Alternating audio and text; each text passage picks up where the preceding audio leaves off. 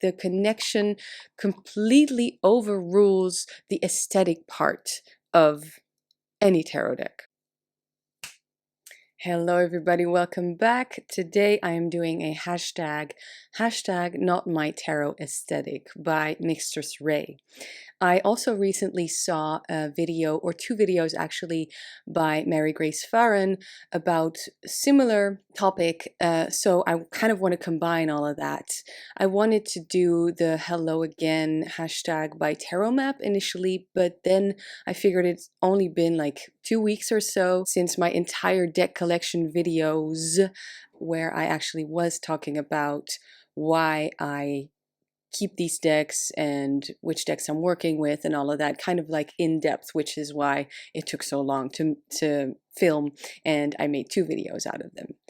Just want to say good morning to everyone. Hope you have a nice beverage like I do, so we can get into this juicy topic.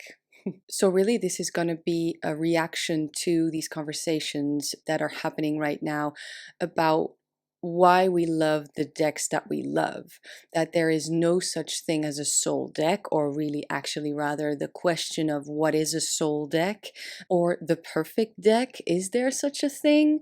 I'm not really sure about that. Just a little disclaimer beforehand, I'm not saying that having a big collection is not for you. I'm not saying that acquiring decks is not for you. I'm not saying that calling a deck your soul deck or your perfect deck or whatever is not for you, etc. I want to be mindful of not going the gatekeeping route, but expressing opinions is still a thing. I know that social media kind of muddled all of that up for us, but let's just have another good discussion. Enjoy.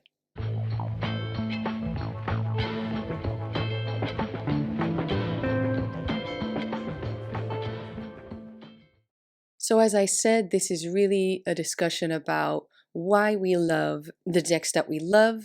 Is there such a thing as a perfect deck or a soul deck, and what does that actually mean? And it's also a conversation about really the decks that we love, also known as the decks that we read with all the time, right? The decks that we pick up most often.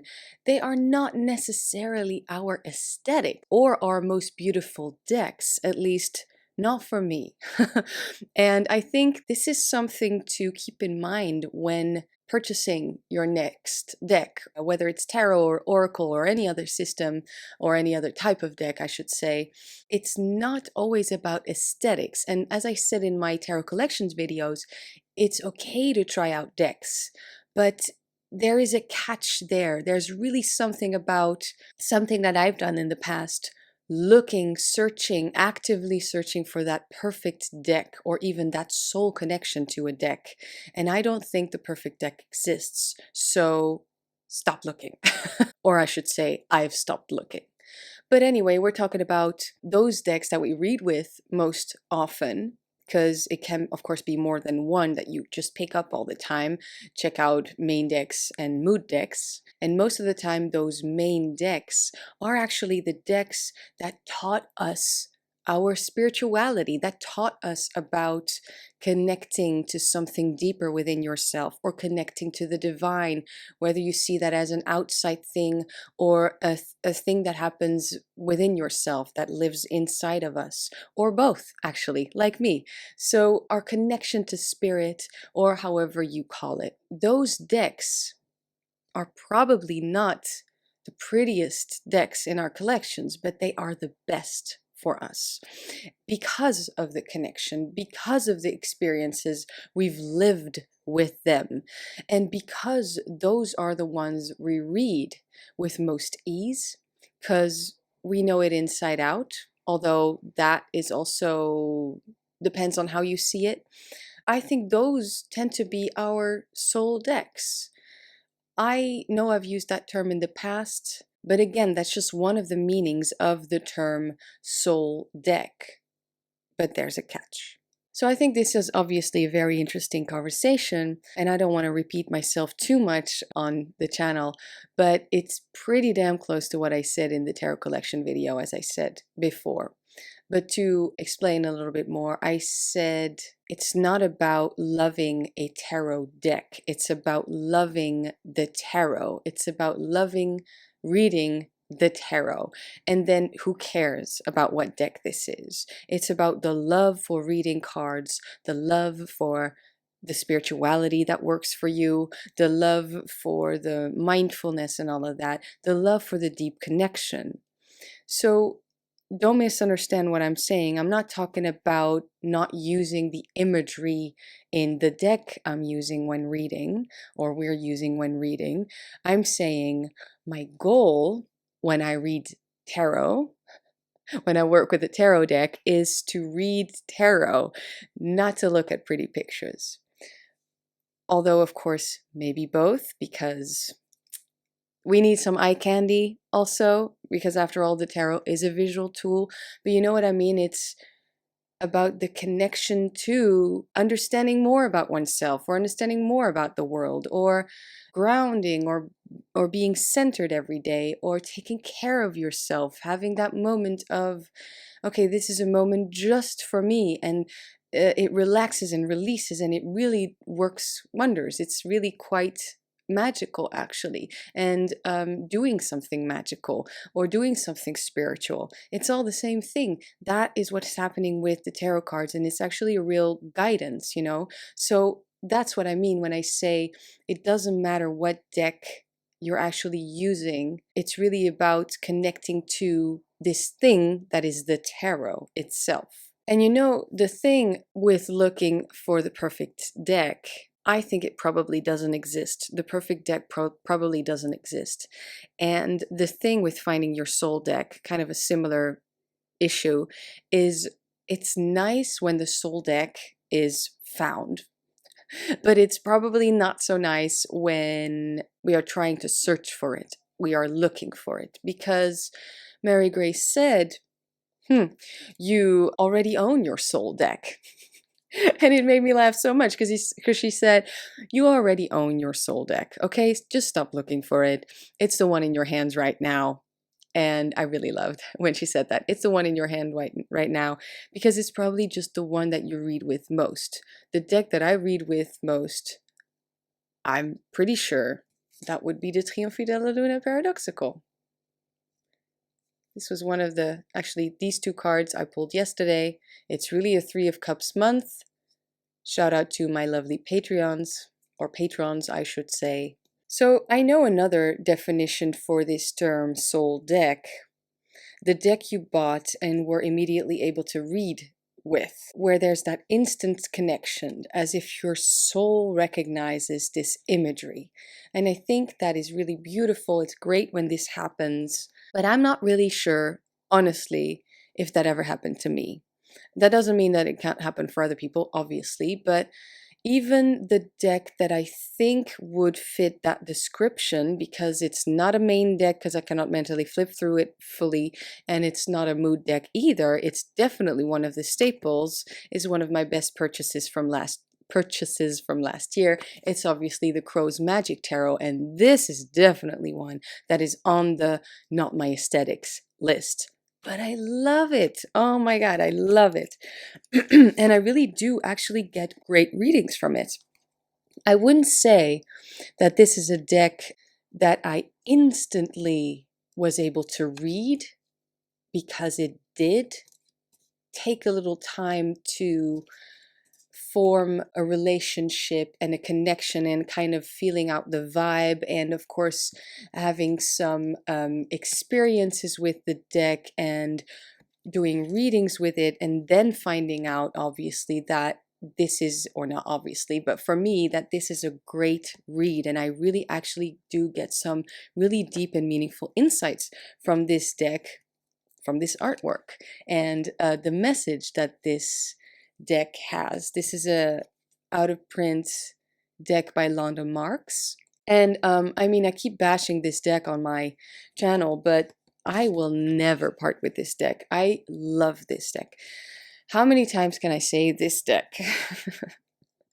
So, you know, it's not like I was able to read this deck straight out of the box. It did require some making of a connection, just like with all of my other decks, really. Even the decks that I just instantly loved, like the Triomphe. It took a moment to understand it and to kind of like feel its voice or something like that, because I do feel that reading the cards, reading the tarot, it feels like a voice that is outside of myself, even though it might not be, but that's a discussion that we've already had also on this channel, I think. But I guess with how much intuition or how much feeling there is in this deck, I actually do like this card, the Emperor. And I like all cards, but this is actually one of the cards that I feel really does have something beautiful. Wait, to finish a thought. I guess it could be considered a soul deck because of the amount of intuition and amount of, I don't know, I don't want to say like psychic flashes, but maybe, I don't know. It kind of feels like it. It kind of feels like this deck is giving me something more than the study of tarot or something like that. Because it's just such a weirdo, and the connection really is there. The relationship really is good. Maybe that's a soul deck. I don't know. For me, it's just right in between the main and the mood decks, and definitely fits under the hashtag not my aesthetics. Except that that's the thing. The relationship is so good and the readings are so good that it doesn't matter at all that these cards, this artwork, is not exactly my style. Because, a strange thing happens then, right? When we get a really, really good, deep connection to a tarot deck, we start loving the artwork. I love this artwork for what it is. Same with the Rider-Waite-Smith deck. Honestly, that's the deck that I have called my soul deck in the past. Now I'm not even really sure what soul deck truly means as a term. It's not really a term that I care about all that much anyway, because I know which decks I love to read with. But a strange thing happens. I don't know any longer if the Rider-Waite-Smith is my aesthetic. Honestly, do you know? I know that I love reading with this deck. I know that the scenic pips make for a great reader, make for a great, it tells a story and all of that. But would I be drawn to this artwork in a gallery? Actually, maybe though, because I do really love the symmetry that Pamela Coleman Smith brought to these tarot cards. But I think the reason that I love these cards is because these are the tarot for me. This is the first tarot deck, and for the longest time, for so many people, including myself, when we were talking about tarot, these were the images that we were talking about. Not the Marseille, not the Thoth, not any other deck that is older than this one, but these are the images that we thought of when describing tarot. So that's a very powerful thing in itself. But is it my aesthetic? I don't even know anymore, except that I love this high priestess. I have gazed into her eyes so many times. She came into my dreams, all of that. You know what I mean? Like the connection completely overrules the aesthetic part of any tarot deck. I got rid of 2 of my decks yesterday, Soul Cards 2 and the New Orleans Voodoo Tarot. A little bit of pain in my heart, gotta be honest, especially with the Voodoo Tarot. I just cannot help it. I actually really loved the New Orleans Voodoo Tarot artwork and feel and vibe and colors and just pretty much everything about it, except that I wasn't reading with it. I know I loved the deck, but I just wasn't reading with it. And even though I actually learned a lot from the book, I want to set those studies aside a little bit, or really just interests, because I am interested in those older traditions in any part of the world, really, and focus on some other stuff for now. But I want to at some point just read books about New Orleans voodoo, or even hoodoo or Santeria, which was also in that deck, which is another religion. But I want to have that separate from tarot because I just wasn't or at least for now, because I just wasn't connecting enough to the New Orleans voodoo tarot deck. Although the book and the study and just the interest and all of that, not the study, just learning about it, really, just being interested in it is something that I want to continue in the future, but just, by reading books or watching documentaries or anything like that, just kind of like not into tarot. I know this is rambly, but I know that you're also here for the rambly videos, so that's really great. Thanks. But what I'm trying to explain is that at this point, I'd rather just have the space, it feels like, than have these decks constantly, because that's what it was, constantly triggering this question in me of, so do you want to keep me? Are you going to work with me one day? Or are you just going to get rid of me? Just every time I picked up those two decks, I got the same questions in my head. I went back and forth so many times now that last morning I just decided to decide. So decks went bye-bye. The quickest way to get rid of decks without throwing them out is for me to go to the store where I used to do readings at. The reason the readings were canceled and are probably not coming back is because of the global panic that's going on. But the people at the store, still nice people. We have a little chat every time I come around, and I show them which decks I like to exchange for store credit, and then I choose something else from the store. So at this point, I have a stack of books that I want to read, all really in depth, where it's going to take a lot of studying to get through. So I figured no books. So I took a peek at the crystals, which is actually ironic because the reading space was invaded by the crystal collection. And here I am buying crystals. It doesn't matter. What I found, though, I immediately fell in love with it, was hematite quartz. And it's shaped in this kind of palm stone, but really big palm stone egg shape, which is a shape I naturally, without any, oh, look at my face, like, without studying the esoteric meaning even, or the symbolic meaning, whatever, of the egg, symbolism of the egg shape. It's a shape that I naturally gravitate towards, that I naturally work with in a magical sense. And okay, it's beautiful clear quartz, but with this hematite dust, you could say. And hematite dust is red, as you can see. There's a lot of red here, and then a little bit less going through this kind of a crack in the middle. And this makes this stone kind of it has a little bit of a pink hue this way. And it just felt so good because I didn't know that this was a thing. It's called the Golden Healer, and then there's also one with citrine in it. And I think actually this one has a little bit of citrine in this corner because it's yellow, but the rest definitely is mostly hematite quartz.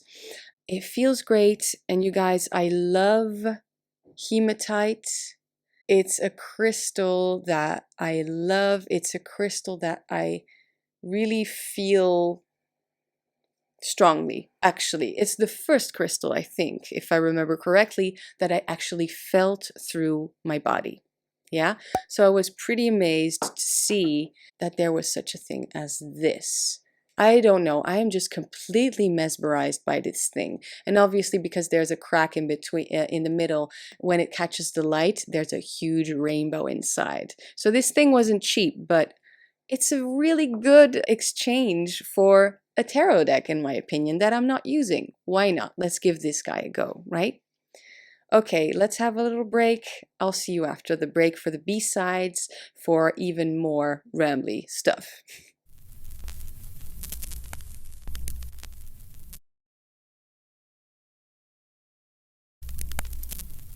Can't believe I almost forgot this, which is why I got up to pick this up. This is something I paid for myself. because two secondhand decks in the store obviously are not worth that much. But I got this really cool, and I saw this online. It's a selenite bowl.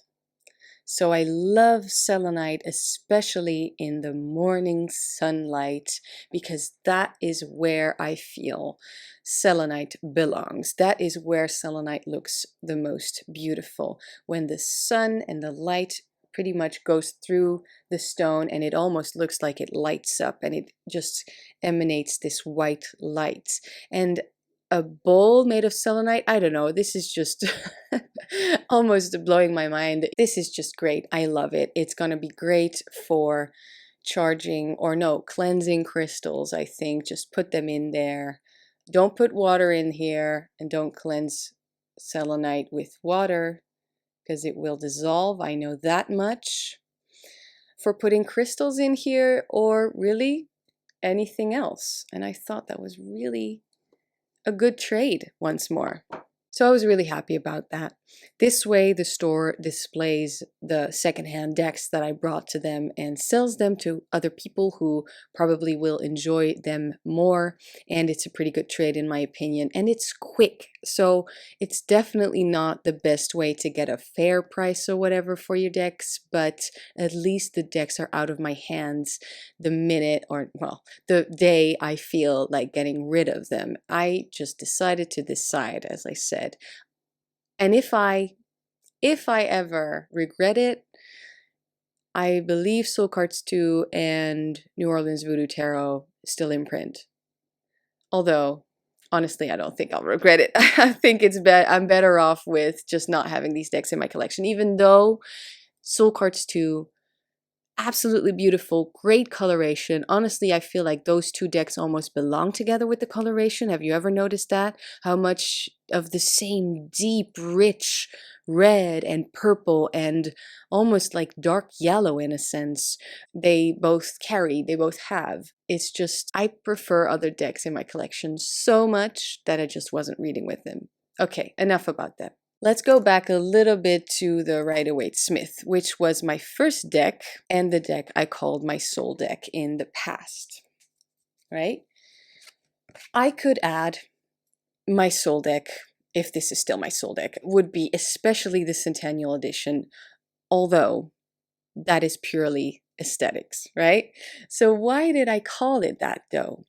Because this was the deck, or the Rider-Waite-Smith imagery was the deck that I learned how to read tarot with, and that was my portal to a deeper spiritual life and mindset and knowledge about that spiritual aspect of life, because this deck has seen me at my worst, as Mary Grace put it, and that is powerful. Connection still there. Good. I think that is why I do better with a smaller collection. At least now, right? At this moment, at this point in my practice. I do better with a smaller collection, so I know why I own every deck. And this is something that Mistress Ray also keeps talking about lately. There are flaws in my collection. I know that, but I know I love the tarot over which deck I work with, if that makes sense at this point. So, of course, it needs to be a complete deck. This is kind of like a weird thing that I might say now. Maybe I'm contradicting myself, I'm not sure, but it feels just, I hope I'll be able to make sense of it. What I mean with complete deck, I don't think I would enjoy working tarot with a deck I don't feel actually is tarot, if you know what I mean.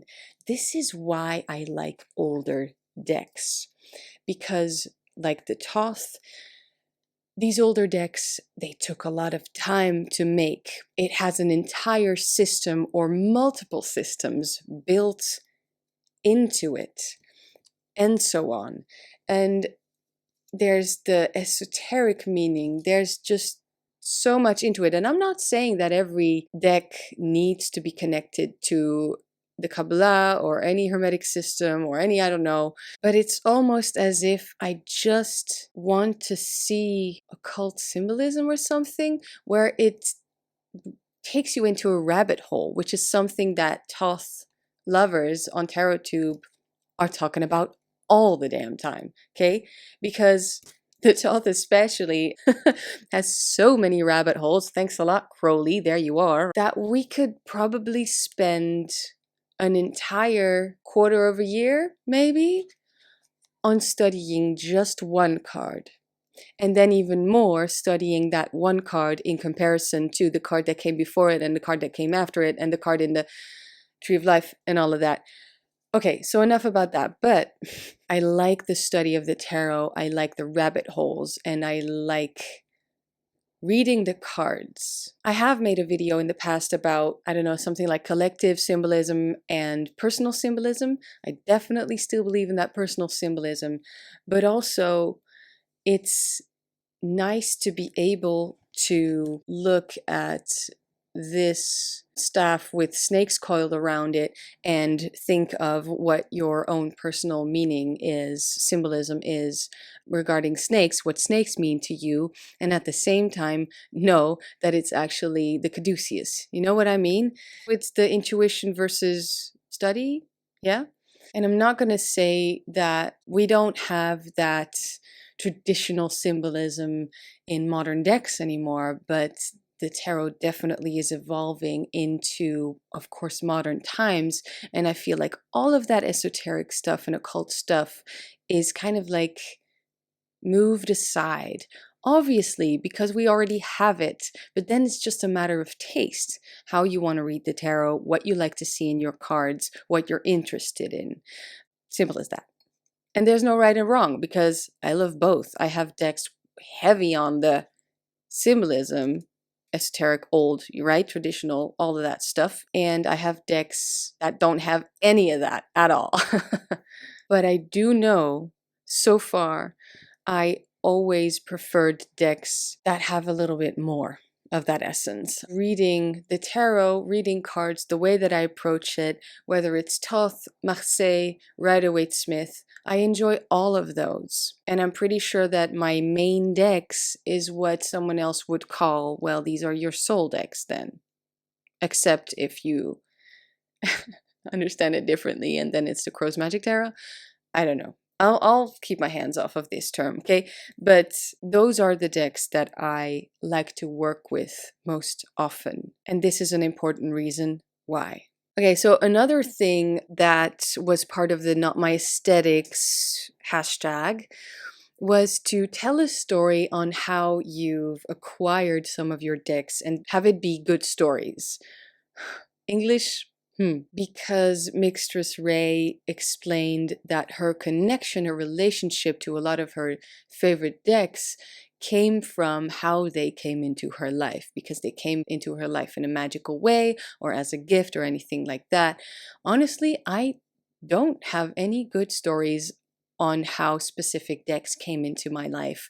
I only have okay stories. So I'm skipping that part of the Not My Aesthetic hashtag. But I can tell you about another deck that's right in front of me that is definitely not my aesthetics. And I've talked about this deck so many times because the connection is very strong. It's stronger for me than the Druidcraft Tarot, which is also not at all my aesthetics, but then the relationship is a little bit less apparent. Whereas here with the Wildwood, this is the last card I pulled from this deck.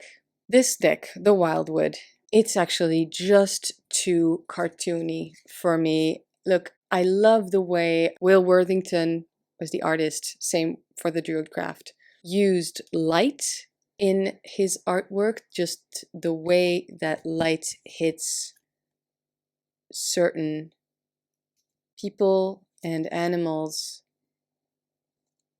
But it's definitely computerized art. Okay, this is the card I actually wanted to talk about. This is great. This is just too cartoony for me, but it's just one card in a deck that I think is extra cartoony, that I like a little bit less, but still the message is there. And together, in a spread with all of these other cards, what I'm trying to say again is this is not about the drawings, the imagery, all of that. Of course it's about the imagery because it does reflect something inside of me. It does, of course, trigger something inside of me. But it's really how it makes me feel over what it looks like. And I think there's just the thing of it's okay to try out decks, but to not have too high expectations. I know I've been guilty of this. Like we try out too many decks, maybe even, where we just cannot make a decision and cannot discriminate between, seeing all of these tarot unboxings, which are of course helpful in a sense, but these tarot unboxings, or flip throughs, it kind of feels like, the person is excited about this deck showing beautiful cards, and we think, okay, so I'm gonna enjoy this deck as well. It's beautiful and I want to have it. So we purchase this, and then we have to leave it up to the moment where we work with the deck to see if the deck is for us or not, because we can have the most beautiful deck and no connection.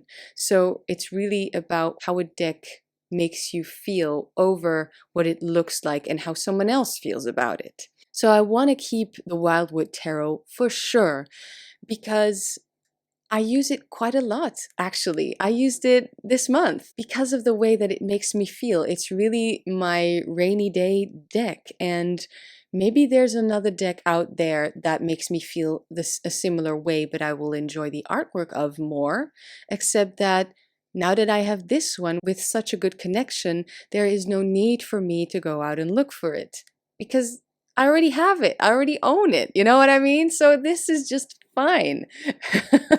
Better than fine, even, because it's already there for me. Okay. How about the Crow's Magic Tarot? I recently uploaded a video about this deck, just this deck, and working with this deck. I did a full flip through. It's definitely not my aesthetic, and yet the messages I get and the effect this imagery has on me, undeniable, electric.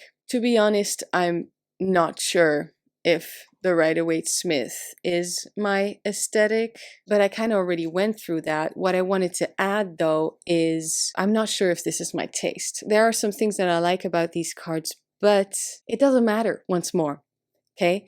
Because I love it because of the countless path working sessions that I've done with this tarot deck or with this imagery, the countless meditations, right? The countless readings and the countless epiphanies I got with this deck, the countless emotions. Oh my God, this is just telling my story, isn't it? The countless emotions that I've been through with this deck and discoveries. If you understand what I'm trying to say here, type it in the comments and we can continue the conversation in the comments. I always love to do that. If you don't agree on something, absolutely share it as well, because this is a conversation and it's okay if you can share your own point of view. It's not like I have a wrap up of this video or anything like that of this conversation. I do expect more videos to come out because I've seen the comment section in the Mixers Ray and Mary Grace Farron's videos, and so I know that other people are also planning videos about this. This is just really early on in the stage. I've just watched those two channels so far, and I think that this is just all I have to share about this at this point. I think it's a great conversation to have. It's important and interesting. I don't want to say that people who buy decks all the time are addicted, because it's not exactly my place, I guess, to assume this. Although I know from my own experience that I just feel this overwhelm And a lot of people relate to that overwhelm. I've made a video on how I avoid tarot overwhelm, but there's also just more to it. The true honest reason I think that I started collecting, I'm not going to blame it on TarotTube or anyone, right? The reason that I started collecting was honestly because I was searching for the perfect deck for me, the deck that reflected me completely. And this is not out there because we are layered. We have so many parts of ourselves. Even my favorite deck in the whole wide world does not reflect every part of me. How could it? How could it? And so, sure, there's a reason right there, you could argue, to have more than one or two decks, except that it was almost like I was looking for trouble buying all of these decks and expecting so much of them. And in the end, actually not being satisfied with my tarot collection because I felt like I had too many decks that I wasn't familiar with, that I wasn't using, that I wasn't reading with, or even being drawn to. Look at it this way. For me, right? Again, I'm not saying you're not allowed to have a large collection. You do what you want. But for me, and for the people who are experiencing tarot overwhelm and, have these questions, it's like a to-do list. It's like a to-do list. The more decks you get, the more study you feel or you think you need to do in order to know the deck, get a feel of the deck, get a relationship with the deck, assuming that this is what you're looking for when getting a tarot deck, right? Because even with a deck that you know inside and out, really truly inside and out, there is always more to discover. That alone is a huge to-do list. As I said, I'm an explorer. I'm not someone who goes for the end goal. I like all the rabbit holes in between, meaning I don't want to believe, and I don't believe that there is an end to learning, that like at some point we've learned everything there is to know. I don't think that that actually exists. But then add to that many other decks, it just keeps getting more and more difficult, I think, to concentrate. And yeah, I think to concentrate, even with, because this is my own experience, even when I was working with my favorite deck or just any deck, I had this stress in my head and probably also in my body thinking, okay, so fine, I'm working with this one, but actually my mind is with this other deck that I also need to work with. And then the other deck, oh yeah, okay, because that one also hasn't been picked up in a while. And so the overwhelm starts.